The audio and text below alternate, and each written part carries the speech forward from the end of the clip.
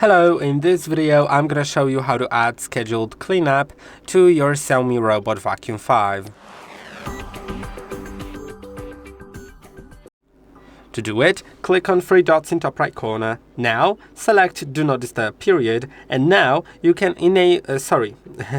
scheduled cleanup. And now you can click on plus in bottom right corner. Now you can select the cleanup start time. And you can select whether you want to do the whole house cleanup mode. You can add existing custom cleanups if you have, like, different areas and rooms and everything. And you can, but I don't have a map, but here you could select it so the rooms will be cleaned and stuff like that.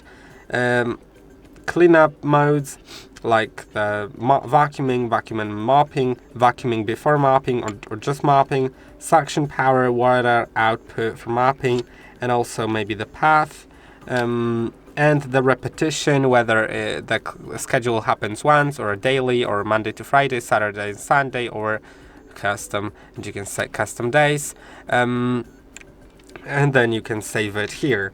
I hope that this video was helpful. Don't forget to like and subscribe, and I'll see you in the next one.